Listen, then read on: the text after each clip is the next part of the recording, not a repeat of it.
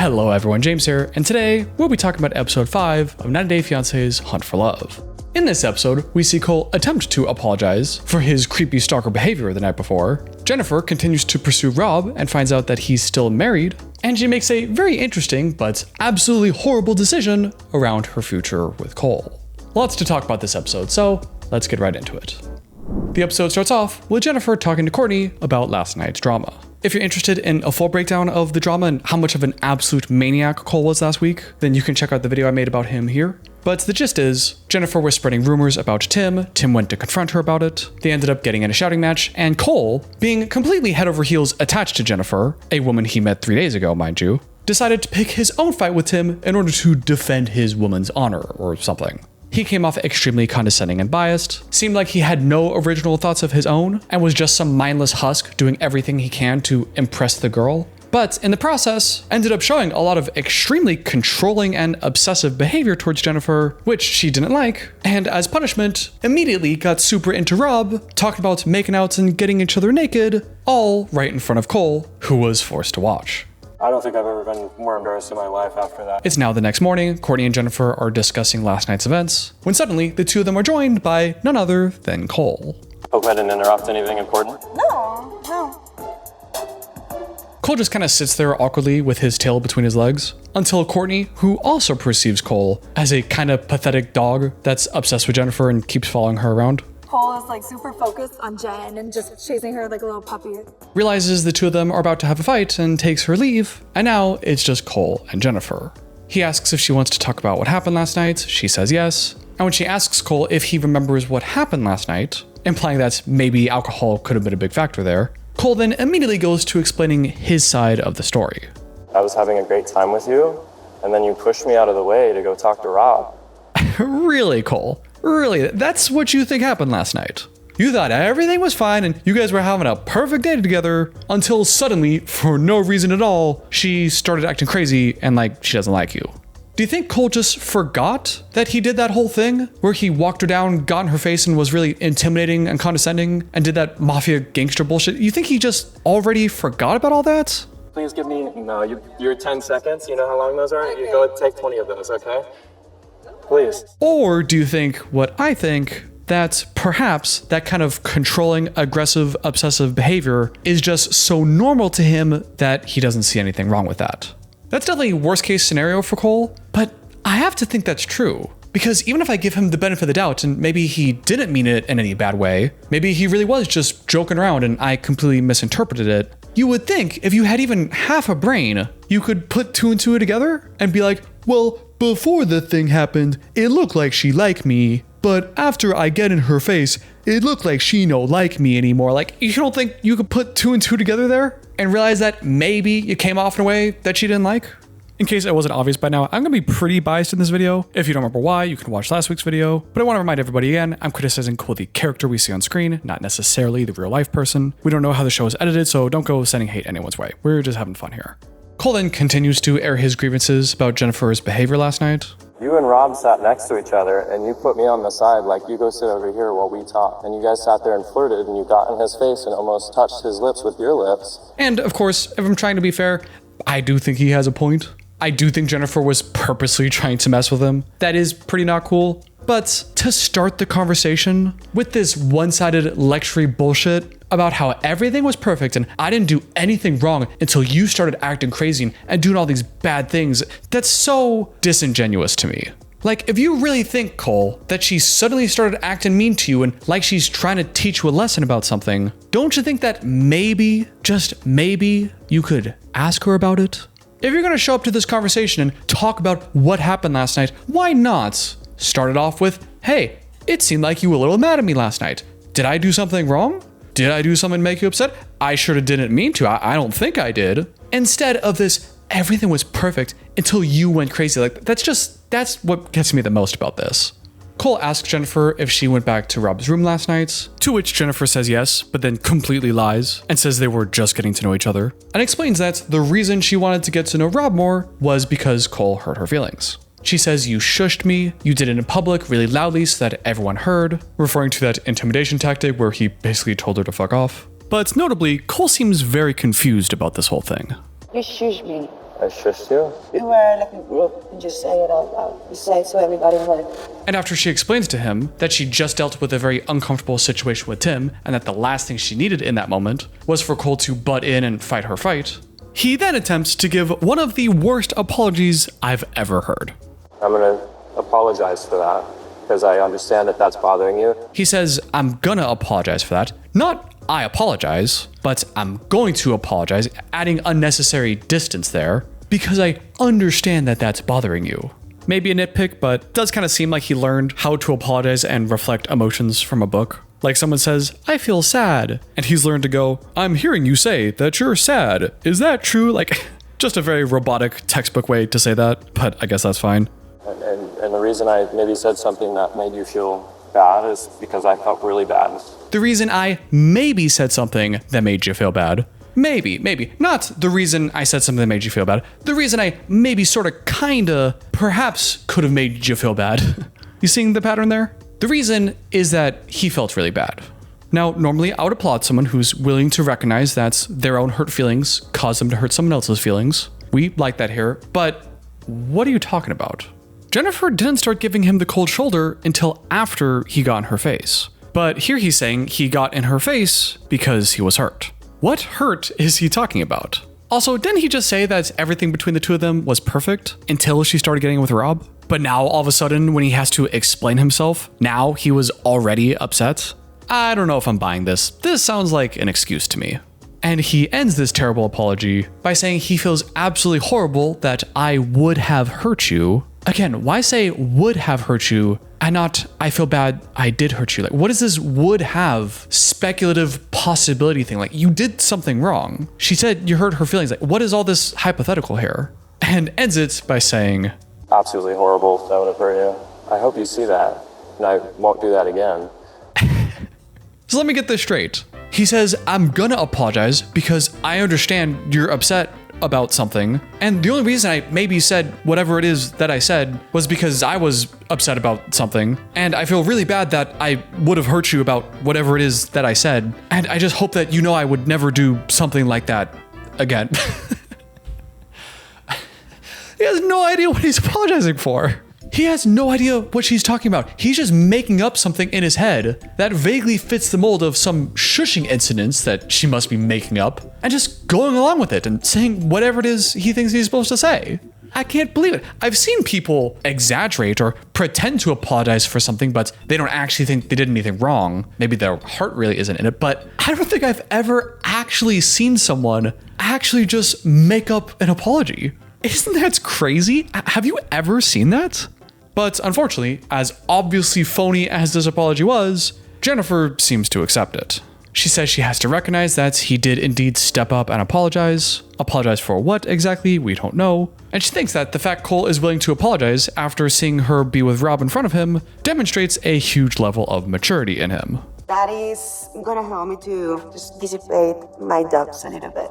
Cole then ends the conversation, asking her if the two of them are still cool, in the most how do you do, fellow human being way possible. After everything that we've discussed here, do you still believe that we're a viable option together? Jeniffer says yes. She sees a lot of potential between the two of them as long as Cole continues to be respectful. Cole agrees and then ironically states how important communication is. And communication, right? If something bothers you, tell me. If something bothers me, I'll tell you. And the scene ends with Cole in a one-on-one telling us that after all this conversation and after all the thought, he is indeed willing to give Jeniffer a second chance. I'm open to giving Jen another chance, but I've had my heart broken before, and I'm afraid that'll happen again. Just amazing how he sees things. Thinking that between the two of them, he's the one giving Jeniffer a second chance. Like, man, this guy.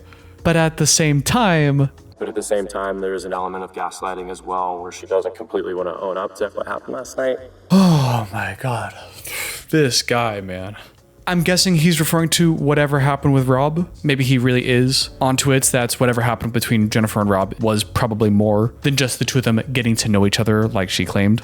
But for him, of all people, to call Jeniffer a gaslighter, sure, she didn't tell him the full truth about her intimate sexual life with another guy. She certainly lied about it, while he's representing all of what happened last night as her just randomly being crazy and like he didn't do anything wrong and making up an entire apology. And he's gonna call her a gaslighter. Man, this guy's brain needs to be studied, I swear. Later that night, Jeniffer meets up with her other love interest, Rob. The two of them are hanging out by the fire late at night, they romantically share a can of bug spray, and they finally talk about what's really been on their mind last night. Rob tells us in a one-on-one that he and Jeniffer kicked it all last night, but doesn't give any more details because he doesn't kiss and tell. However, he does say things went well enough where he hopes that Cole is no longer in the picture. But unfortunately, that's not the case.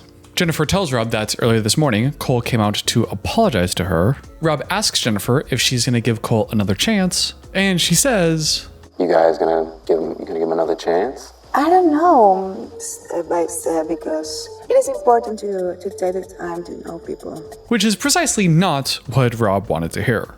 Jeniffer reassures Rob that he is really growing on her, she is interested in getting to know him more, but things get a little sticky when, while Rob is discussing his previous relationship with Sophie, Jeniffer asks if he's ever been married. Or were you married? We are still legally married. But even though he clarifies to Jeniffer that he is currently in the process of getting divorced on paper, and of course he's on a dating show at a singles retreat, so presumably he can be considered single, this is still a lot of information for Jeniffer, and she leaves this conversation a little bit more doubtful with her future with Rob. And when it comes to Cole, at least compared to Rob, Cole hasn't been perfect, but at least he's not attached to someone. Yeah, he is. You. Do you not get that? Later on, most of the cast members get together to participate in some kind of dating games and are split up into 4 teams of 4. Team number 1 is Tiffany and Rocky, one of her love interests, as well as 2 normies we don't know. Team number 2 is Jeniffer and Rob, along with Chantel and Colt. Team number 3 is normies Cole and Tessa, as well as Tim and Elise, which leaves team number 4, the rejects, Usman and Cortney, and 2 more normies we haven't seen before. The first game, pairs are given a bunch of water balloons that they have to break without using their hands. Most couples just smash their torsos together to break them, but Elise humorously instructs Tim to basically pump her as hard as he can in order to break the balloons. It does work, and does start to get Tim kind of thinking, hanging out with this Elise girl, she is pretty cool. I mean, maybe it's the fact that she's smashing her ass into your, maybe that's why. And at the end of round number 1, the winners are team number 2, Rob, Jeniffer, Colt, and Chantel. Round number 2 is the card passing game, where you have to pass a playing card to another player only using your mouth, where both of you have to suck really hard to get the card to stay on your mouth, and then you kind of fake make out with the other person. Yeah, you've seen the game before. We see Rocky absolutely smash his whole face into Tiffany. It was pretty funny. And at the end of round number 2, the winner is, again, team number 2, Rob, Jeniffer, Colt, and Chantel. But although Team 2 has a 2-0 lead over everyone, round number 3 is worth 2 points, and therefore, a tie is certainly possible. Round number 3 is this game where each team is given a big bucket of water and they have to hoist it over their head and dump the water into the bucket of the person behind them. They all do that in a line, and at the very end, whichever team has the most water is the winner. It's another game where pretty much everyone does pretty well, except for this guy Chet, whose entire team completely nailed it, and then when he had the whole bucket at the finish line, dude leaned 7 miles too far back and just absolutely whiffed it all on the floor, guaranteeing his team gets last place. But of course, as fate would have it, at the end of round number 3, not only does team number 2 not win, of all the remaining teams, of course, it's Cole's team that wins the 2 points.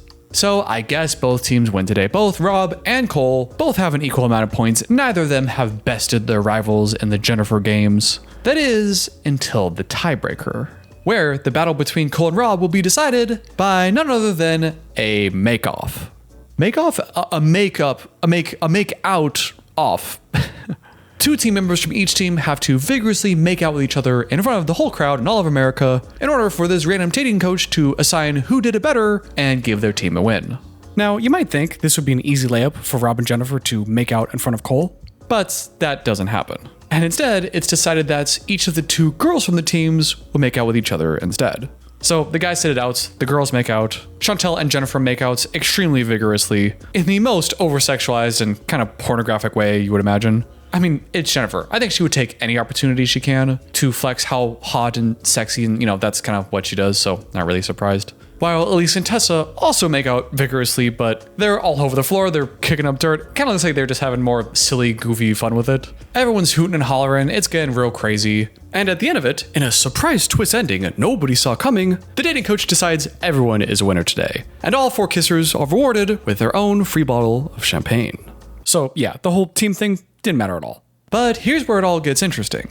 Because along with the free bottle of champagne, each winner is then prompted to share the bottle of champagne with someone they'd like to go on a date for the night. And of course, one of the winners is Jeniffer. So Jeniffer, who are you going to the champagne date with? So who do you think she's gonna choose? On the one hand, we have Rob, the person she's really been vibing with. They obviously hooked up last night. They're both on the same winning team, but she did find out earlier that he's married, and that's giving her a little bit of pause. And on the other hand, we have Cole, who is a completely pathetic loser with absolutely no personality, no spine, no original thoughts or ideas to his name, who's also shown a lot of crazy, controlling, and obsessive behavior, and as we discussed earlier, has absolutely no problem completely making up phony apologies, again, to do whatever he can to win the pretty girl.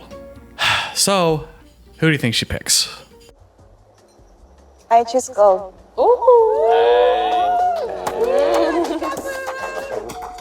Jeniffer, are you daft? But it's not all bad for Rob, because in the broest move of the century, Chantel again proves why she's such a good friend to everyone on the cast, it seems, and uses her free champagne to go on a date with Rob. Maybe she's a little interested in him, she does say that he's quite attractive, but maybe she's also being kind of the homie because he obviously just got his feelings hurt, and maybe this is kind of a nice consolation prize, so good for her. And now with a free bottle of champagne, we see Jeniffer and Cole go on their date. Cole starts off the date acting like he's totally cool with the whole Rob and Jeniffer thing, jokingly wondering if he has some more competition to worry about here, and then says this. I think it was a good decision not kissing Rob in front of me. Yeah, haha.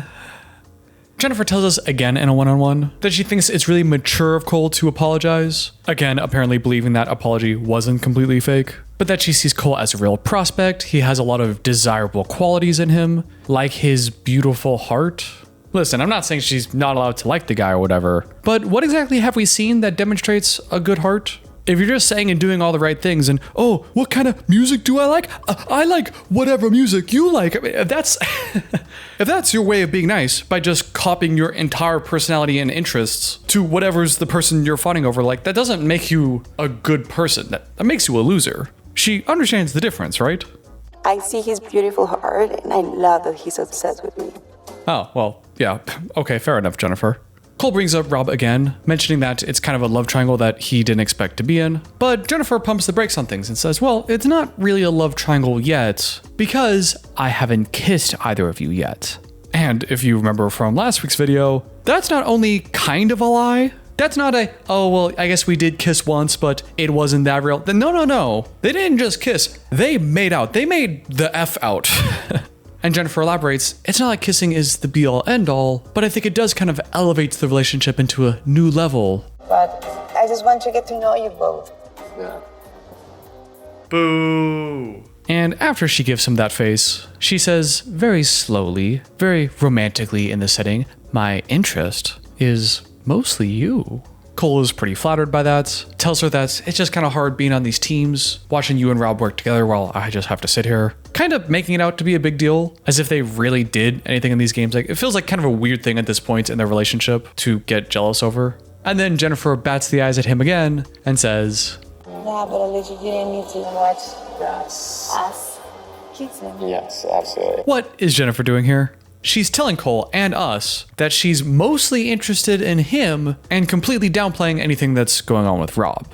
Now, that could be because she's genuinely more interested in Cole, and maybe she sees everything that happened last night as just a little blip they've gotten over. But personally, I don't think that's true. I think what she's really doing is playing him. Now, I don't know if she's playing Cole specifically to mess with him or to get him to chase her more and give her more attention, like maybe that's what she's going for. or if she's then going with Cole to test how Rob will respond, see how jealous he'll get, if he'll pursue her more, and kind of compare the two. I'm not really sure which one it is, but when you look at the way she looks at him, when she's batting her eyes and saying, I just want to get to know you both better, and honestly, I'm mostly interested in you. Like, if you look at that face, that to me looks like a fake face. That looks like a performative face, like she's looking at him and trying to be seductive. You can almost see her think that it'd be good to smile here to really sell the message to him. You see that? But no change in the eyes? I don't know, I just can't understand why she'd pick Cole here. I really have a hard time believing that she's suddenly gone 180 on him and now thinks that he actually is this great guy. I think what she really likes is that he's obsessed with her. Like what I predicted in the first episode, she likes the feeling of having two guys fight over her. Now they both have to duke it out and she gets to sit on her throne going, oh,